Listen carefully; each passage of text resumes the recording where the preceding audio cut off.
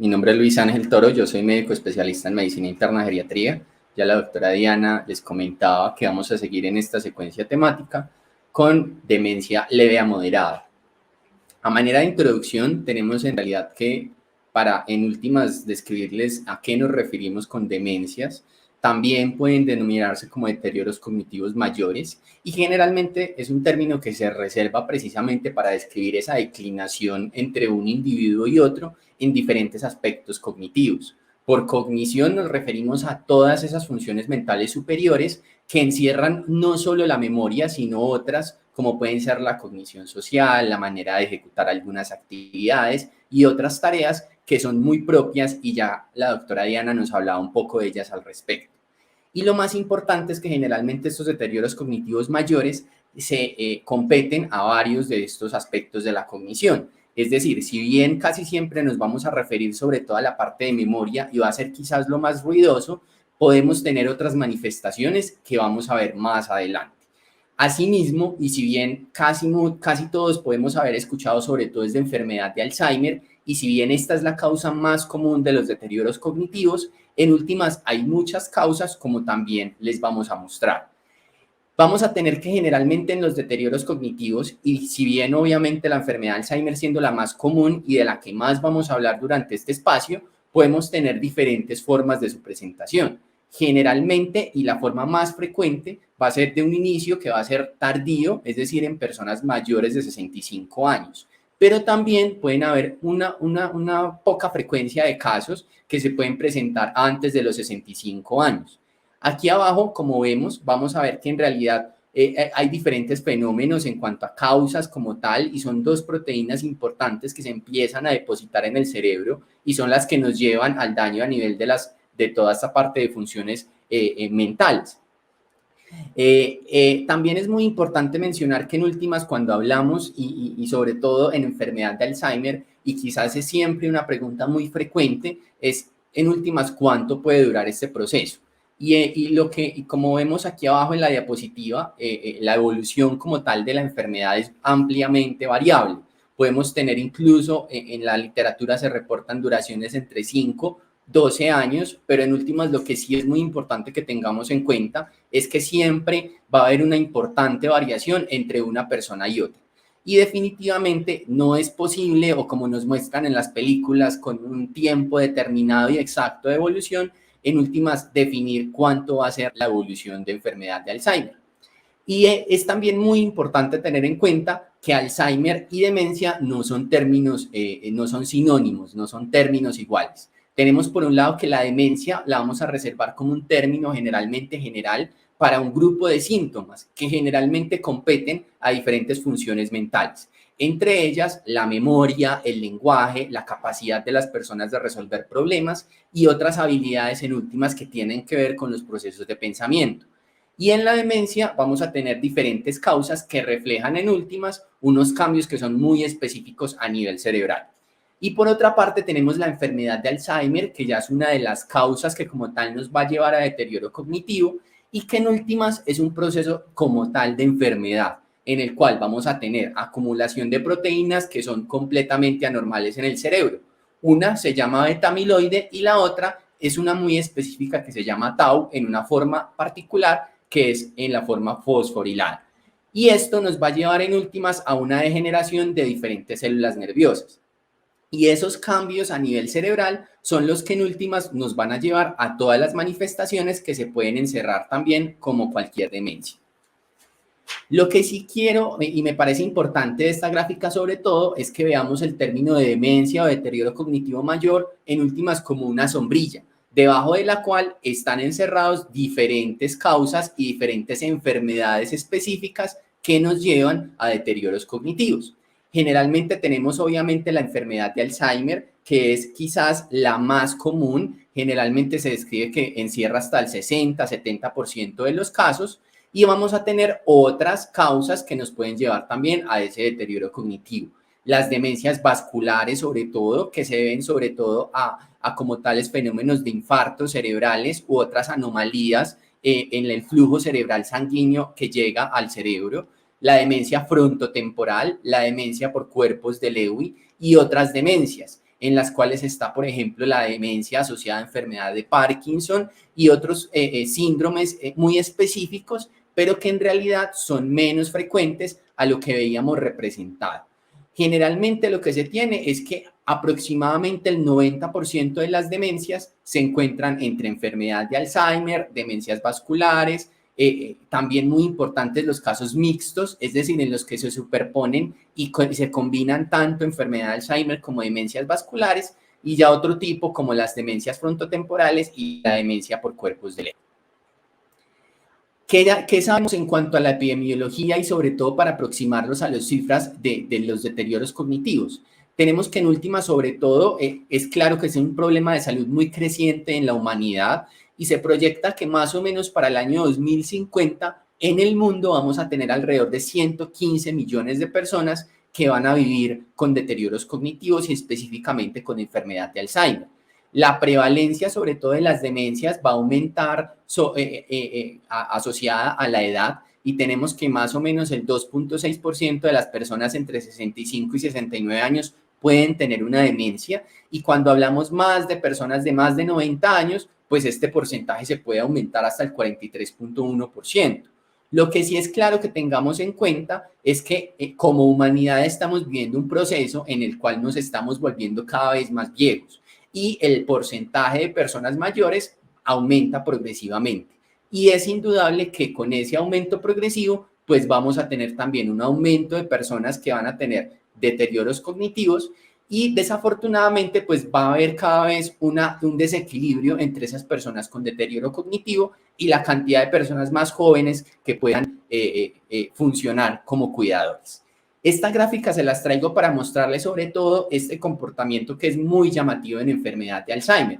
Y es que si bien más o menos en Estados Unidos se calcula que en el 2020 habían alrededor de 6.1 millones de personas que vivían con enfermedad de Alzheimer, se proyecta que para el año 2060 esta cifra va a más que duplicarse hasta llegar alrededor de 13.8 millones de personas.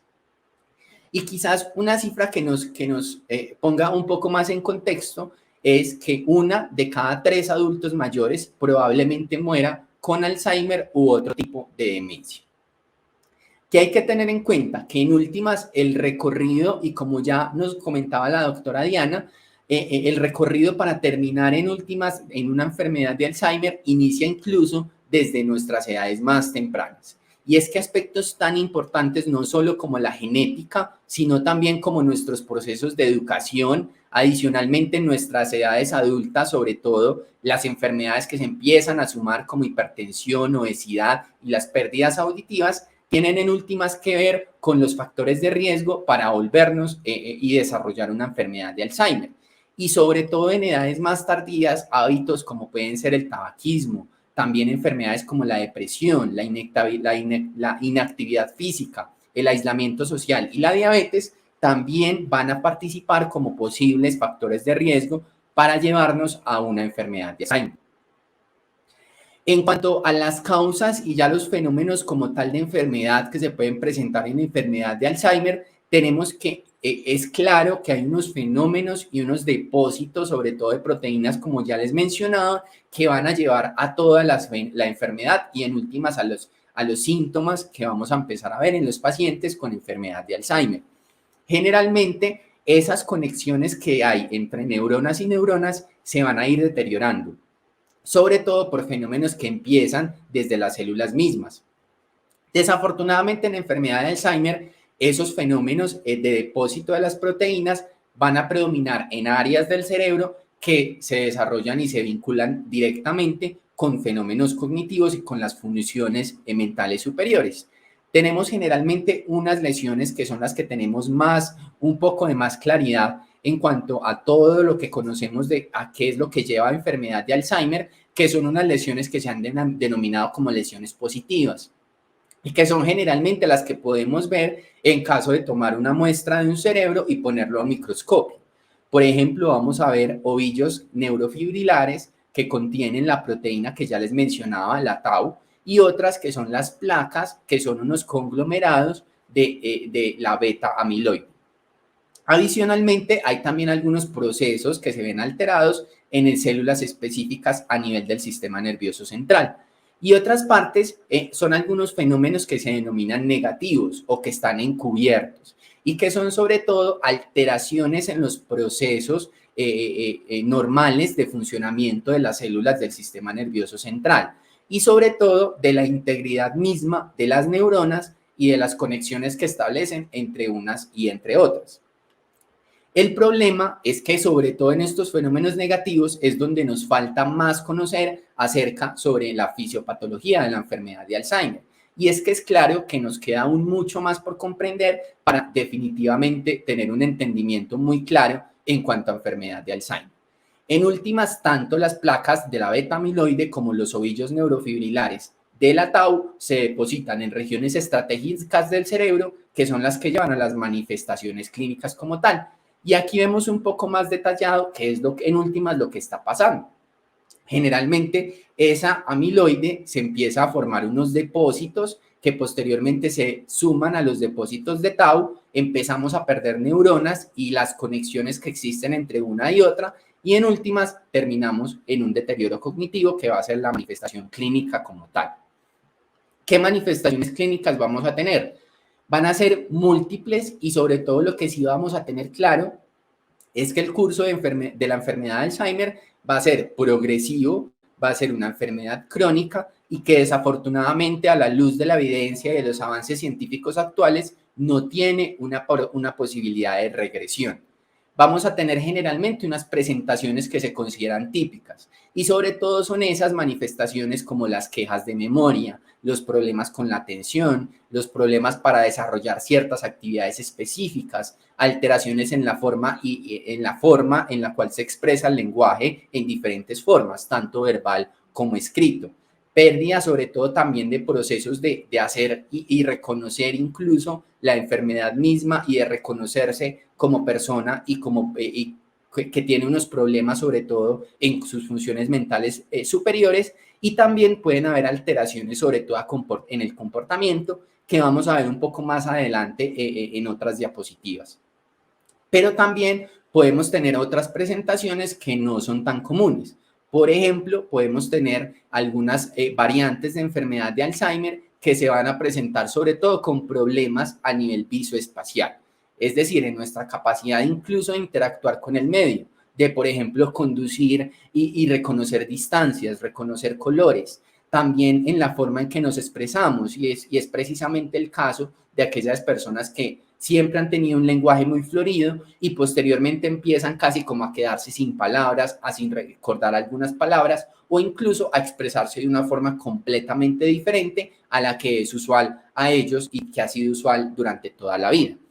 Y es que en últimas lo que vamos a tener en enfermedad de Alzheimer es un proceso progresivo que vamos a empezar generalmente con un estadio que se ha denominado preclínico, en el cual empiezan a darse todos esos cambios que les mencionaba de depósito de proteínas, de alteraciones en ciertas células del cerebro, que posteriormente se pueden entonces a presentar con ciertos síntomas que pueden ser sutiles y que no van a interferir sobre todo con la capacidad que tiene la persona de desarrollar todas sus actividades en el día a día. Posteriormente, entonces vamos a tener un estadio que se ha denominado el estadio leve, en el cual algunos de esos síntomas ya empiezan a interferir en la capacidad de esa persona de desenvolverse en su vida diaria. Posteriormente, esos síntomas van a ir progresando a un estadio que se denomina moderado y en últimas vamos a tener un estadio severo en el cual esos síntomas casi que van a impedir que la persona desarrolle las actividades más básicas en su vida diaria. ¿A qué nos referimos sobre todo con el estadio leve y el moderado, que es el que nos ocupa en este tiempo? Primero, en el estadio leve, las personas pueden funcionar de manera independiente en la mayoría de áreas, requieren ayuda en algunas actividades para permanecer sobre todo seguras y no cometer fallas que lleven a atentar incluso contra su integridad. Vamos a tener dificultades para manejar dinero, para pagar facturas, es posible que necesiten más tiempo para completar algunas tareas que son usuales en ellos, pero incluso todavía pueden trabajar y participar en actividades que sean muy importantes para ellos y en últimas que les lleven a disfrutar.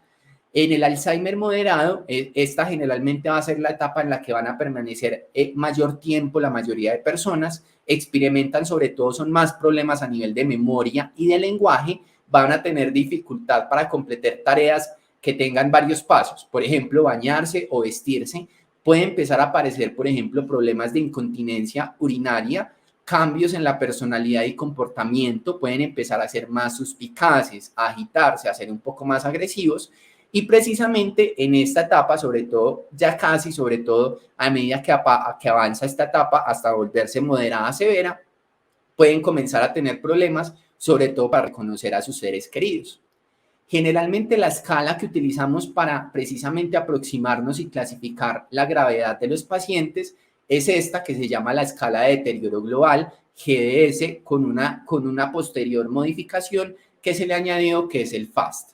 Esta escala básicamente inicialmente fue escrita por un científico muy importante que fue Reisberg y que empezó a describir precisamente muchos de estos cambios y precisamente nos puede ayudar a clasificar la enfermedad de Alzheimer desde un estadio 1 al estadio 7. Sobre todo, en lo que nos ocupa en la charla de hoy es este estadio 4, que correspondería a la enfermedad de Alzheimer leve. Vemos que generalmente en este van a haber unas dificultades observables en tareas sobre todo complejas. Manejo de dinero, capacidad de planificar, por ejemplo, planes familiares o de interactuar cuando hay personas invitadas que no son muy frecuentes en su medio.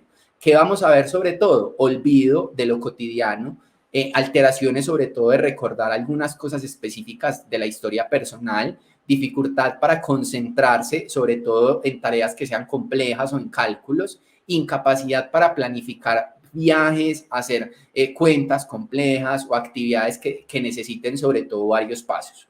También podemos, en esta etapa generalmente no vamos a encontrar problemas en orientación, en reconocimiento de caras o personas que sean familiares muy conocidas y próximas a la persona.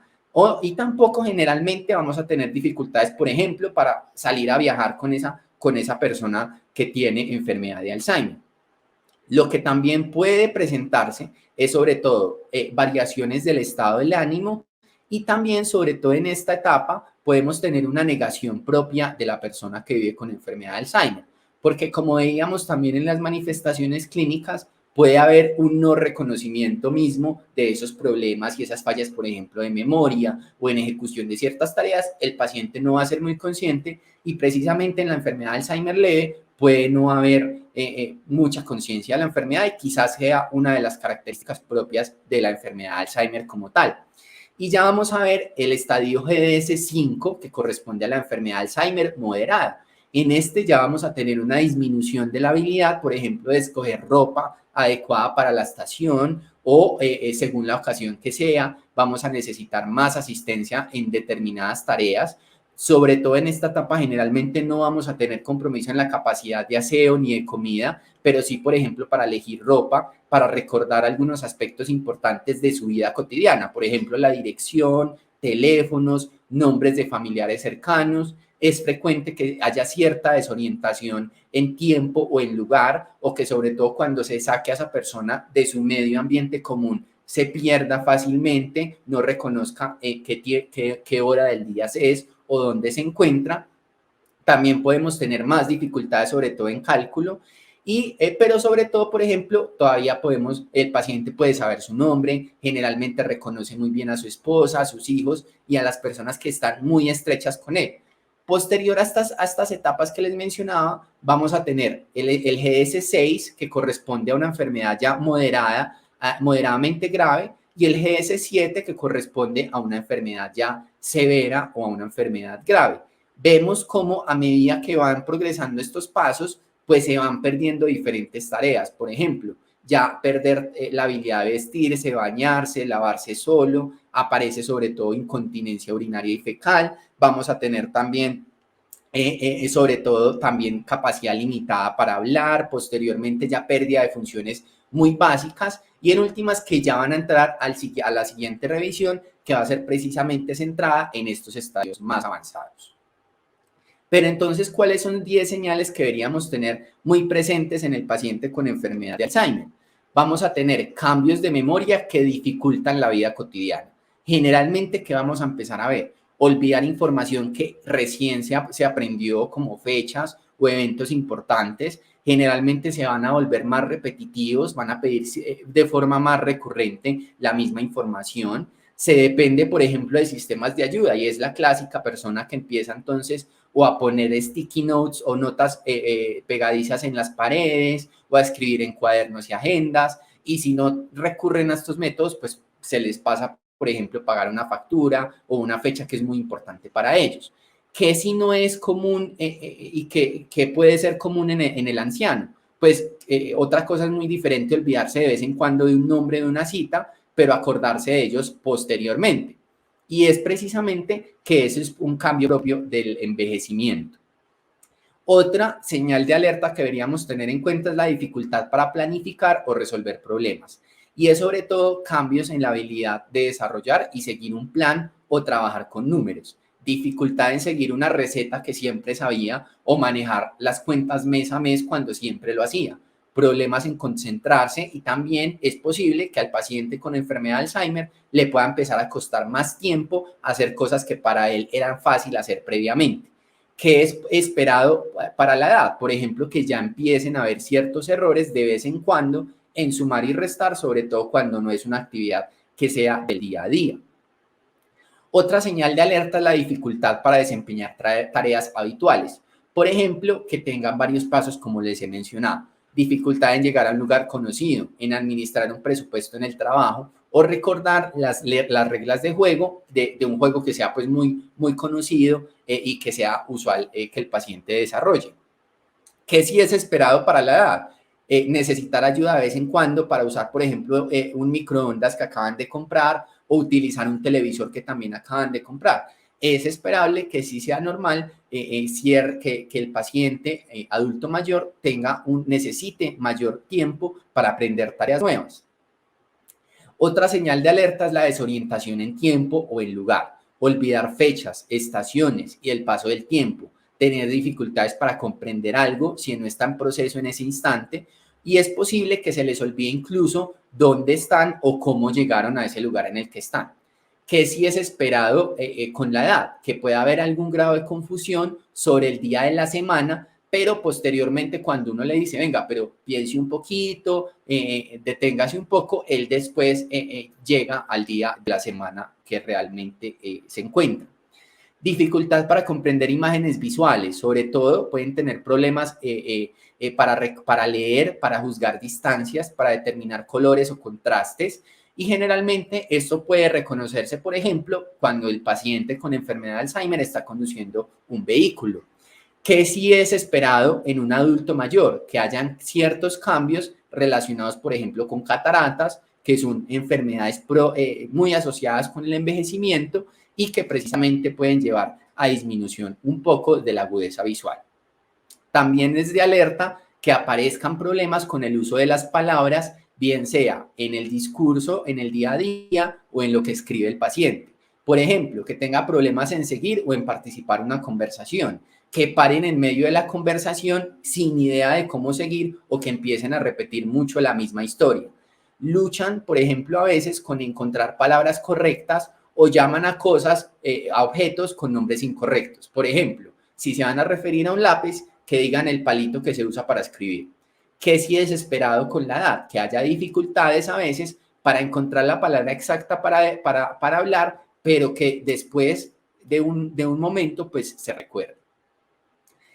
Otra alerta es colocación de objetos fuera de lugar. Por ejemplo, que suelen colocar cosas en lugares que son inapropiados, que se les pierdan las cosas, y a pesar de que hagan el esfuerzo de retrasar y como devolverse en el tiempo como para ver dónde lo dejaron, sea imposible que lo hagan. A veces también es posible que acusen a los demás de robarles, porque precisamente no encuentran objetos valiosos a pesar de que tienen un significado muy personal, y esto puede ocurrir más frecuente con el paso del tiempo. ¿Qué son cambios que sí podemos esperar por el envejecimiento como tal? Que de vez en cuando, y esto incluso nos puede pasar a todos, olvidemos dónde colocan las cosas, por ejemplo, las gafas o el control remoto del televisor, y después pues empecemos a devolvernos, a decir, venga, ¿yo qué hice? ¿Dónde fue? ¿Dónde lo puse? Y lo terminamos encontrando. También es de alerta la disminución o falta del buen juicio. Pueden experimentar entonces alteraciones para tomar decisiones. Regalen grandes cantidades de dinero a personas que no tienen por qué. Pueden incluso presten menos atención al aseo personal o incluso que fácilmente por un teléfono les hagan, compren cosas que no sean debidas.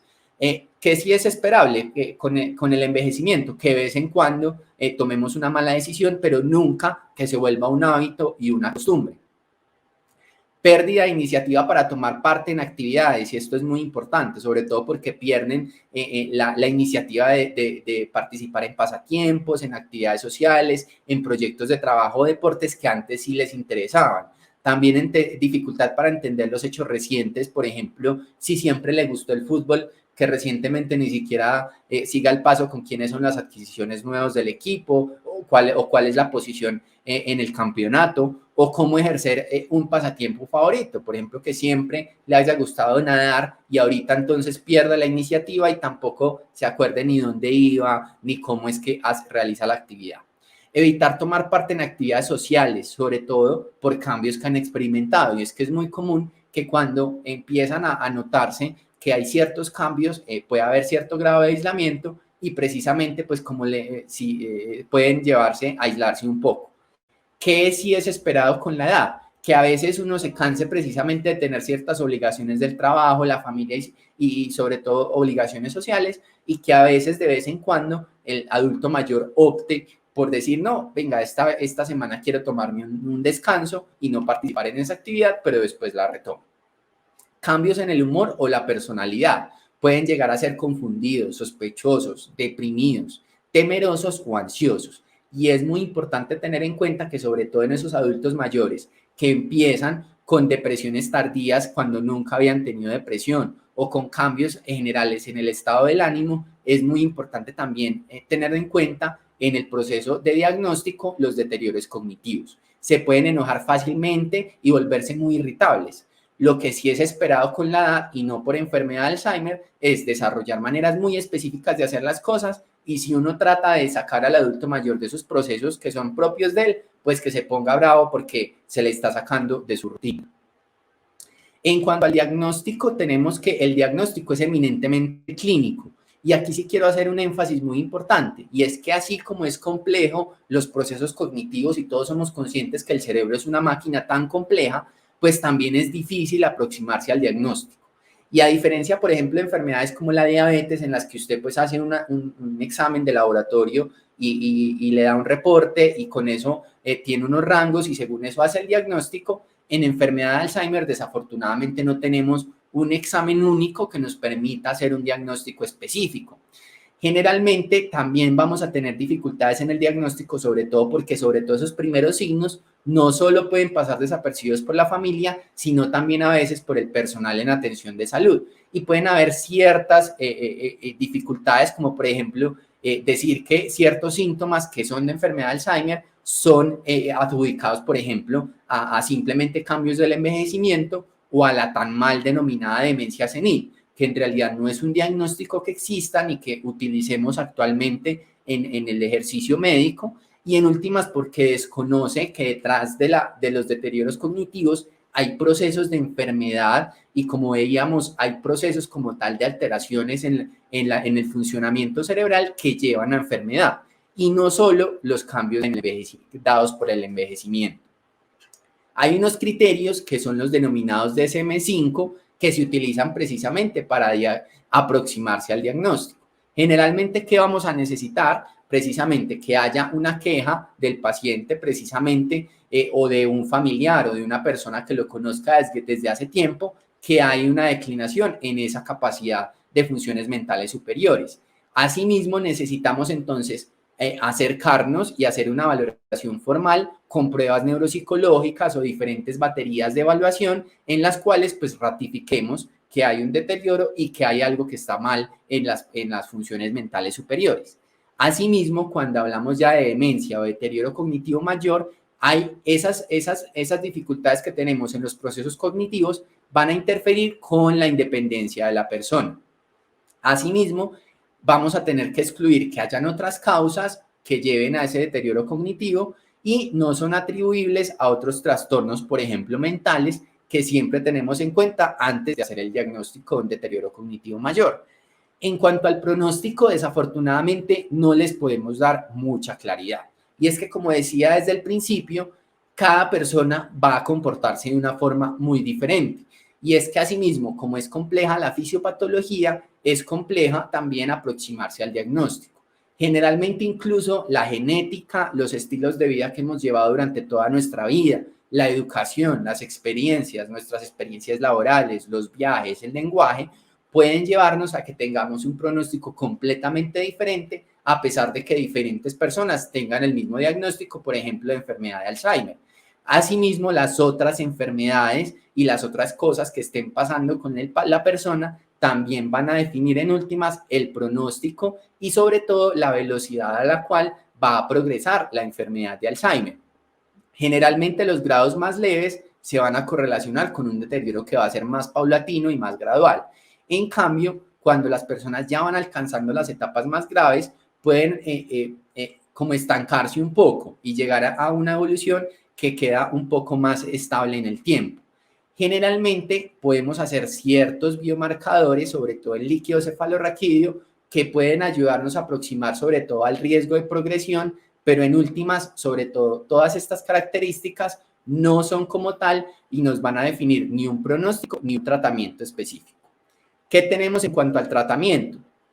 Generalmente, y sí quiero arrancar por algo muy importante, y es que vemos que en esta gráfica el tratamiento se ve comprendido por diferentes intervenciones y no solo se va a centrar en medicamentos, sino que alrededor de esa persona con demencia y precisamente alrededor de sus cuidadores vamos a tener que tener en cuenta una detección y un diagnóstico temprano, una valoración y una planificación anticipada de cómo va a ser el manejo, sobre todo en etapas más avanzadas.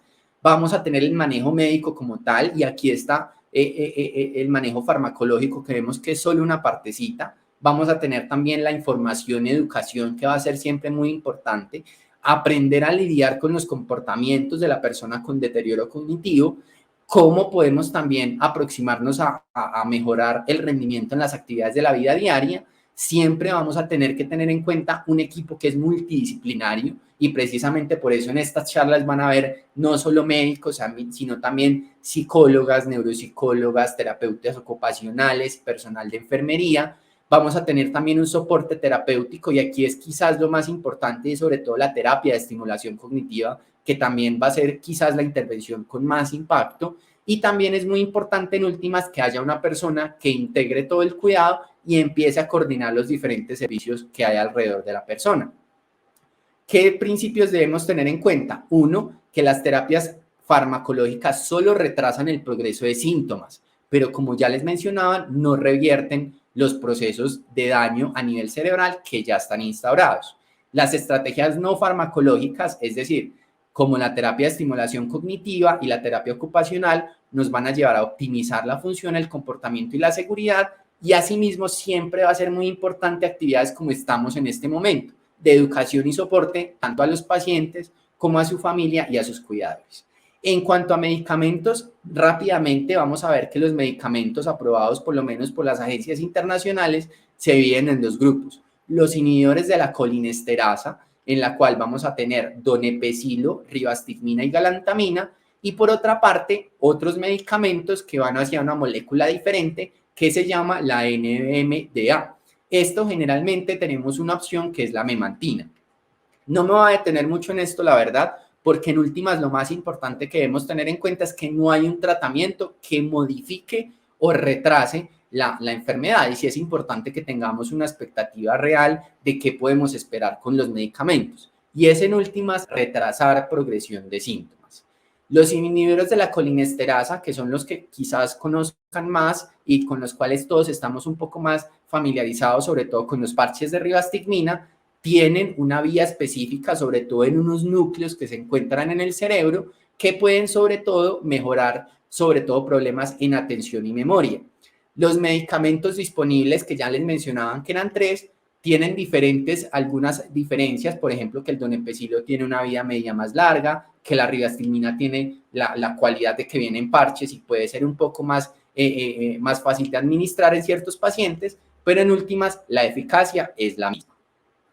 Y en cuanto a los otros medicamentos, como en el cuales está la memantina, en últimas no se tiene del todo claro cómo termina mejorando e impactando en la enfermedad de Alzheimer, pero sobre todo la reservamos para las enfermedades de Alzheimer ya moderadas a severas y generalmente cuando se asocian a síntomas neuropsiquiátricos. Ya para ir terminando, tenemos que los focos de la intervención a los cuidadores son definitivamente, sobre todo, mejorar el manejo en la casa de cada una de las personas que vive con enfermedad de Alzheimer, y esto va a ser muy dependiente de caso a caso.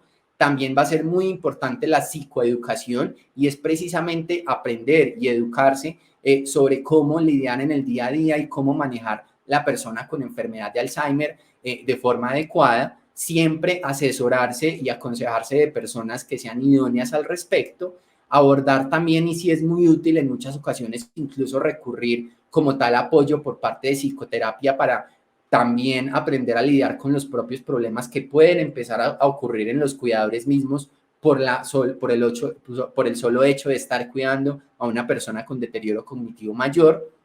También van a ser muy importantes, sobre todo, los grupos de soporte con otras personas que estén pasando por lo mismo. Y es muy claro que así como la enfermedad de Alzheimer y todos los deterioros cognitivos en últimas tienen múltiples factores y diferentes causas y diferentes participaciones de diferentes cosas que ocurren al tiempo, asimismo debemos enfrentar al paciente con enfermedad de Alzheimer por diferentes frentes y de forma integral. Muchas gracias a todos por estar aquí presentes.